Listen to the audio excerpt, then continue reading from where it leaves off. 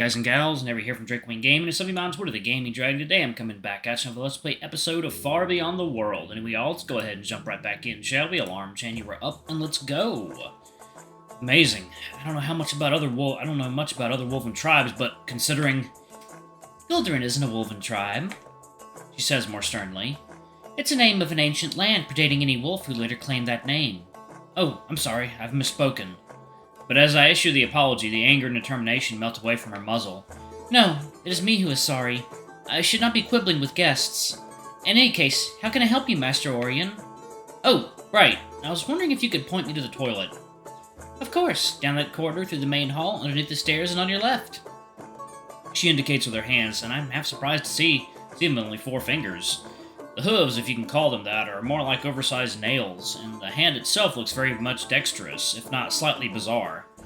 I nod to her courteously and simply follow the directions. Just like Rannick described, the toilet is a marbled room with stone benches snugging the walls. There's also a channel running through the middle of the room, which reminds me of a self-flushing urinal. Indeed, those tigers lead a life on a completely different level to the Wolven village. I relieve myself quickly and wash my hands in a basin complemented with scented oils. As I return to the gardens, I seem to arrive just in time for yet another announcement from our host. Time for some refreshments. Bring out the ices. The magistrate calls out, the servants nod, disappearing behind the large doors leading into the banquet hall. Within moments, they all come out bearing large silver trays and crystal chalices filled with what looks like reddish ice cream. I nearly jump up with excitement when I'm handed one, licking my lips at the sight of the glistening delicacy. It's raspberry and lemon compote. I hope you'll enjoy. Oh, dearest Excellency, you spoil us. This is pure ambrosia. I have to agree with Lady Wrist. The ice cream is divine. Very fruity and tangy, with little to no hint of cream. In fact, I'm sure it's actually frozen fruit pulp with just natural sweetness of raspberries breaking up the zest of lemon. I've missed this. Are you able to make them in the summer? Of course. When well stocked, our ice room can last all year long. Ah, such comfort. There's no ice trade in the bay, and it rarely, if ever, snows. Can't you make ice with your magic? I throw in idly between the spoonful of delicious dessert. Ice magic, did you hear that? Lady Wrist scoffs in mixed amusement and wariness. This is why the hidden art should be kept under lock and key. Irresponsible upstarts abusing arcane with little to no regard for consequence. I'm sorry if I caused cause for any concern. I'm just unfamiliar with magic is all. I shrug, sucking at my spoon. Wielding arcane is very taxing, and even the trick I've shown you requires quite the concentration. The slightest error could change the ice's properties. Meaning? Arcane poisoning, Lady Wrist states sternly. Only the Lynx has mastered the art of creating edibles. That's mostly thanks to the uniqueness of their land.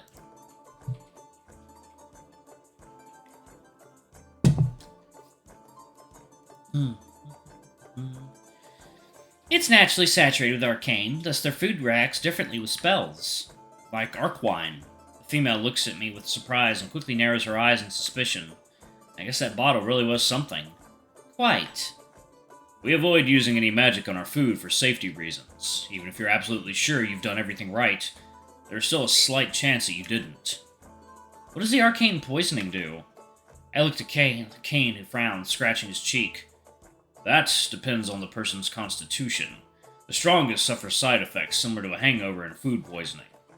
Others suffer delirium and episodes of madness followed by an addiction to raw magic. Since it's poison, you effectively can't live with it, nor without it. He shrugs, blocking his gaze with the ground, and his voice lowers. And then are the weakest. They suffer internal organs shut down. Their body rots from within, causing immense agony. Eventually their skin turns black, peels off, and they spill like a burst water bag. Jesus. I cringed, looking with worry to Rannick and thinking about the bottle of Arkwine we shared. Even though they claim Lynx's products are safe, I'm not sure that knowing all that we would have been decided to indulge. And seeing Rannick's utterly horrified expression with wide eyes locked with Tiger, I think he's off the same mind. Perfect. This has brightened the mood to no end. Lady Wrist scoffs, looking around. Someone do something to chase this morbidness away. A song, perhaps. Dame Kiri, we beg of you. I won't deny that you would do us a great honor. The honor is all mine, Your Excellency. Dear lady, the esteemed gathered.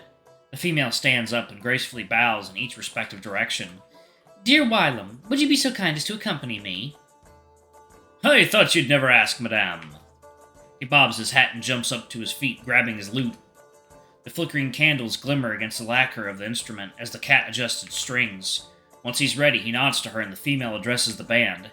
Do you know the tune of a loveful ballad? The musicians nod in agreement, and she looks to us with a smile. Well then, I dedicate this song to love, for lovers and broken hearts. She takes a few steps back, her shimmering gown fluttering across the cobbled ground as she joins her hands to her waist. She looks to Wylam, who strikes a first chord, dictating the tempo to the rest of the troupe. The melody they weave is joyful and energetic, brightening everyone's expressions, but the true joy can be felt when the exalted singer parted her lips. Oh, she's dancing, okay. An angelic voice comes forth, vocalizing emotions without uttering a single word. It conjures some deep longing I didn't realize I felt. She's chanting pure bliss and happiness, a true expression of what it means to be smitten. Her feline body follows the rhythm of the music, and she sways and whirls in a hypnotic way. I'm captivated just as everyone else is by her performance, and I feel some deep emotion summoned from the depths of my psyche. Her voice makes me feel loved and reminds me what love is.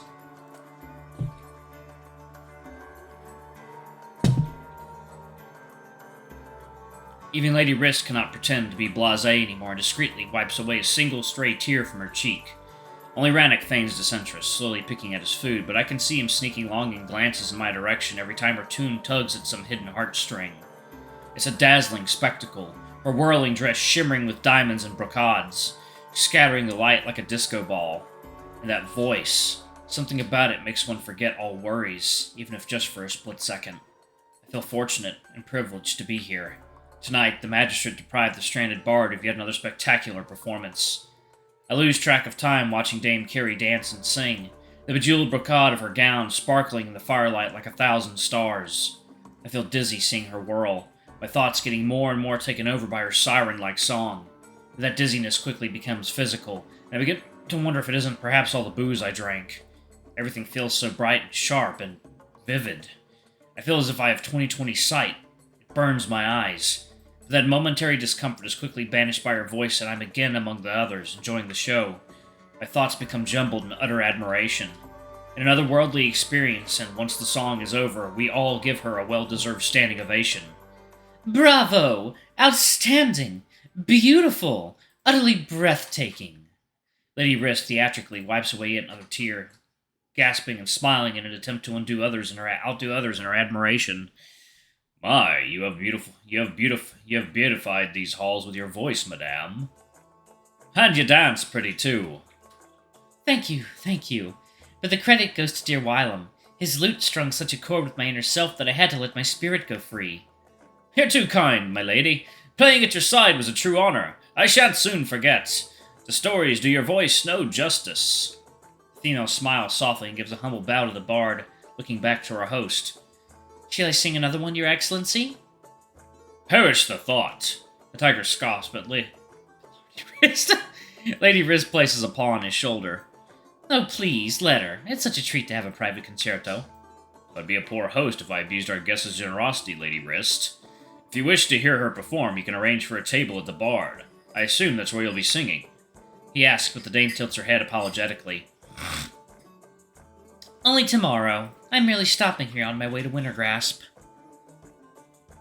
What takes you so far up north? Water time. Guys and gals, we are back. Let's go ahead and jump back into it, shall we? I'm headed to Link's Terra. I've been invited to perform there at court. My, you really do get around. First the Sorcerer King, now the Lynxian Queen. Lady Riss says in an oddly dubious tone. It's hard to read anything she says as something else than disapproval. But I'm amazed. Theirs is the interconnected world of travel and exchange of art and ideas. Rannoch's people are missing out on so much. Few ever could boast such privilege. I'm grateful for the opportunities fate has given me. And proud, I hope, as you should be. Your voice is a light-given talent.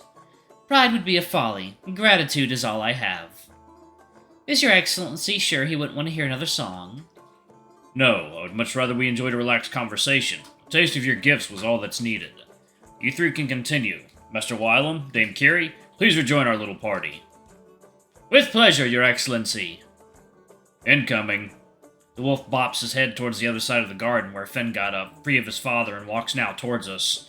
We better split to avoid your linguistic hijinks. True.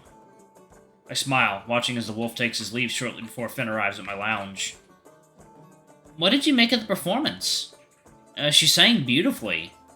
You don't think she sounded like a cat in heat, even a little bit? Finn grimaces, and I look at him with a taunting smirk. Is feigning boorishness your way of appearing cool? Cool? I was trying to do the opposite, to break the ice by being humorous. He replies anxiously, and I chuckle. That's what it means. You know what? Never mind. I laugh. I'm just messing with you. I shake my head, looking back to the gathered. The conversation seems to slowly die out, and I hope the evening is coming to a close. Why is your wolf acting all distant all of a sudden? Finn bops his glass towards where Rannick is seated, and I shrug. We try not to draw too much attention to ourselves. That, or he's fuming. Whatever could have given him a cause? That you would have to ask our dear friend Mage. I nod towards Kane, who's trying to get rid of the mayor's giggling wife. She's awfully gropey. Him? He's quite handsome, isn't he? I mean, for a tiger. He is. I look to the blonde kid with slight suspicion and decide to put him to the test. His eyes are quite captivating. How I know? He wastes no time to agree. I tried to strike a conversation, but my father immediately came in to hog all the attention. Why do I have a feeling you're quite taken in by the beast folk? I smile under my breath. I think he might be gay. Aren't you? I've spent my entire life inside my village. Never seen an otherkin before. Now seeing them up close? Gosh. There's something about them that makes your heart go bum-bur-a-bum.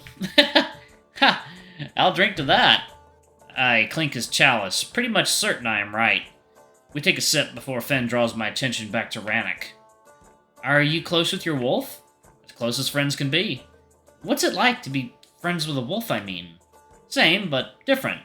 I weigh my words. I need to advertise things to the four winds. Oftentimes I have to remind myself that he's a beast thrice my size capable of ripping me to shreds. Not that he would, though, but it's a thought always at the back of your mind. Alright, I'm going to go ahead and pause it right there. Thank you all so much for watching. Don't forget to like, comment, subscribe, ring that notification bell, and check out our Patreon, YouTube memberships if you can. It always helps. Anyway, I love you all, and I'll see y'all in the next video. Bye-bye!